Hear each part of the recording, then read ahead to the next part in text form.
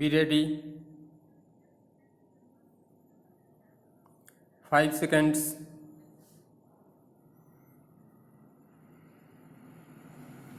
Start.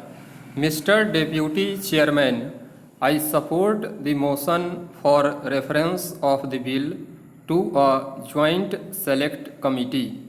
I heartily welcome the provisions of this measure meant to ameliorate the conditions of workers in the road transport industry.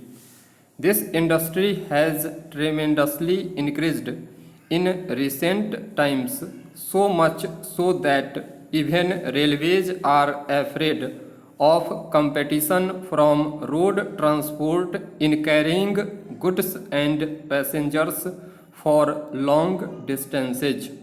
We have made enactments for all the big industries.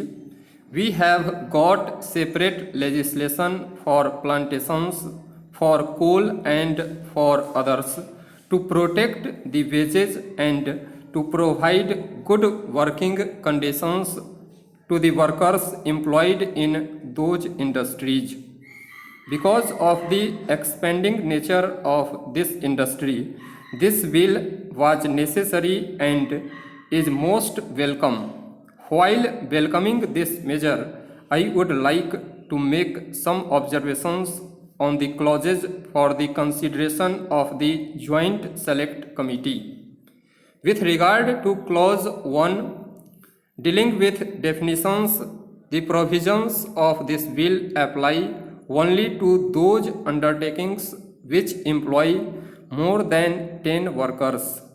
Under certain circumstances, it can be extended to those undertakings which employ even 5 workers. I know that the government have their difficulties in applying the provisions to each individual working in this industry, and that has got to be appreciated. But we have got a fear that this might lead to fragmentation of some of the bigger units.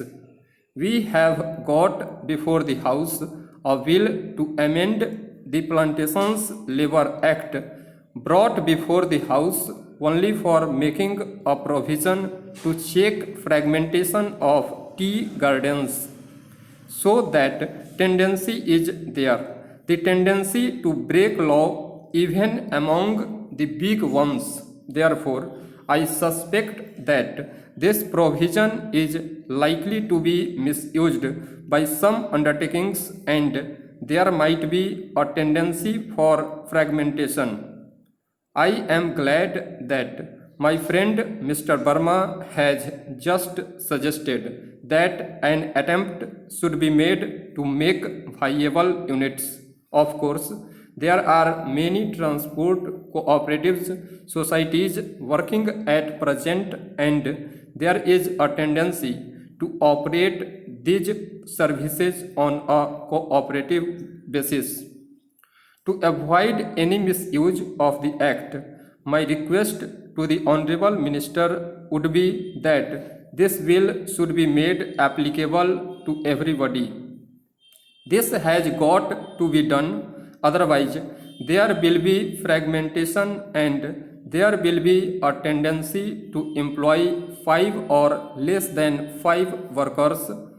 Thousands of trucks and buses are running in the country which are working individually. Sir, I am glad that with regard to the other provisions, this bill has followed the Factories Act.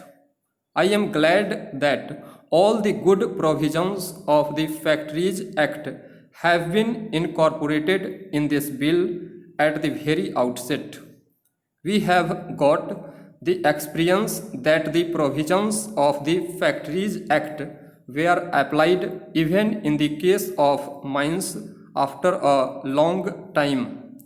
We had to wait for a long time even for the application of overtime rules under the Factories Act.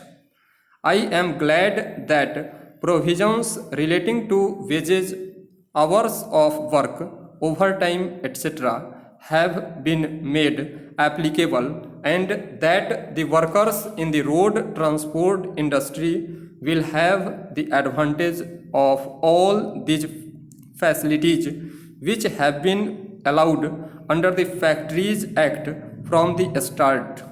I may, however, point out that in Chapter 5, dealing with hours and limitation of employment, provision has been made that workers could be relieved after rendering 10 hours duty. This provision appears to me to be extraordinary. I know the difficulties of the road transport industry. The conditions of working are quite different from ordinary factories. They have to work all the 24 hours, and it is very difficult to stipulate anything so far as hours of work are concerned.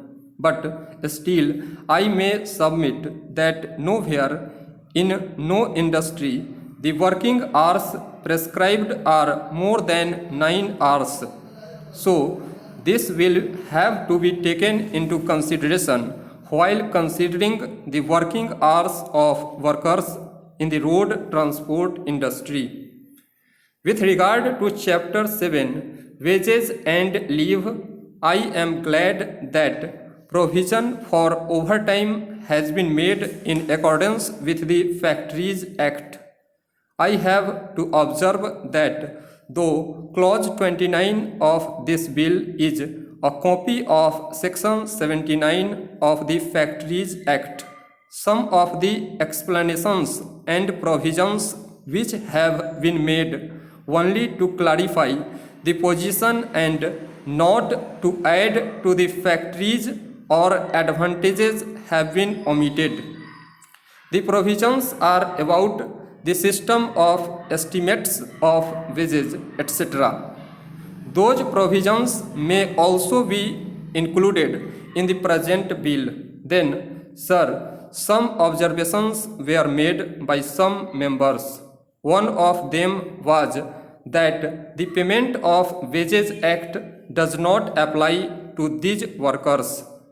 I submit that it does apply, and Clause 27 of this bill provides for it. There were some other observations also that some other facilities like health insurance and other things have not been provided. I hope that the State Insurance Act will be made applicable to the workers. If it is not applicable or if it cannot be applied in the present form, necessary amendment may be made. Stop. Thank you.